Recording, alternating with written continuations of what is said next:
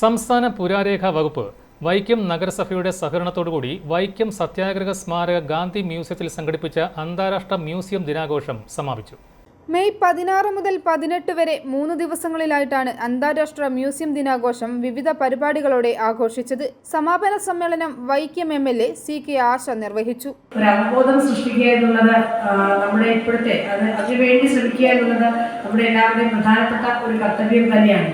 കാരണം നമുക്കറിയാം, ഗാന്ധിജി എന്ന മഹാനായ ഒരു മനുഷ്യൻ ഈ ലോകത്ത് അല്ലെങ്കിൽ ഈ ഭൂമിയിൽ ജീവിച്ചിരുന്നു എന്ന് പറഞ്ഞാൽ പോലും വിശ്വസിക്കാത്ത ഒരു തലമുറയാകും ഇനി ഉണ്ടാകുക എന്ന് തന്നെ പറഞ്ഞിട്ടുണ്ട്. അത്തരത്തിൽ മജ്ജയും മാംസവും ഉള്ള ഒരാൾ ജീവിച്ചിരുന്നു എന്ന് പോലും വിശ്വസിക്കാനാവാത്ത ഒരു തലമുറയാകും ഇനി വളർന്നു വരിക. മാത്രമല്ല, നമ്മുടെ ചരിത്രങ്ങളെല്ലാം ഇന്ന് തിരുത്തി എഴുതപ്പെടുന്ന ഒരു കാലഘട്ടം കൂടിയാണ്. വൈക്കം ചെയർപേഴ്സൺ പ്രീത രാജേഷ് അധ്യക്ഷത വഹിച്ചു. സ്വാതന്ത്ര്യം മേടിച്ചു എന്നുള്ളത് നമുക്ക് വ്യക്തമായിട്ടും നല്ല ചിത്രങ്ങളും ഒക്കെ കൊണ്ട് നമ്മുടെ ഹൃദയത്തിൽ ഏതൊരു വാക്കിനേക്കാൾ കൂടുതൽ നമ്മുടെ ഹൃദയത്തിൽ ഇറങ്ങിച്ചെല്ലുന്നതാണ്. അവരുടെയൊക്കെ ത്യാഗത്തിൻ്റെ ഫലമാണ് ഇന്ന് നമ്മൾ അനുഭവിക്കുന്ന സ്വാതന്ത്ര്യം. തീർച്ചയായും ഇത് കുട്ടികളിൽ എത്തിക്കണമെങ്കിൽ ഇതുപോലെയുള്ള നമ്മുടെ മ്യൂസിയങ്ങളെ കൊണ്ട് ആവും, അല്ലേ?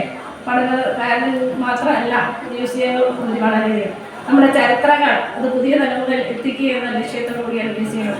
മ്യൂസിയം സൂപ്രണ്ട് മഞ്ജു എ സ്വാഗതം രേഖപ്പെടുത്തി. വൈക്കം നഗരസഭ വൈസ് ചെയർമാൻ PT സുഭാഷ്, വിദ്യാഭ്യാസകാര്യ standing committee chairperson Lekha Sreekumar, Vaikom circle inspector Sukesh S, Kerala traditional oil painting artist Lijith N Gangadharan എന്നിവർ ആശംസകൾ അർപ്പിച്ച് സംസാരിച്ചു. ജോസ് ആന്റണി കൃതജ്ഞത രേഖപ്പെടുത്തി. പുരാവസ്തു വകുപ്പ് മുൻ പബ്ലിക്കേഷൻ ഓഫീസർ TK കരുണദാസ് മ്യൂസിയങ്ങളുടെ പ്രാധാന്യത്തെക്കുറിച്ച് ക്ലാസ് എടുത്തു.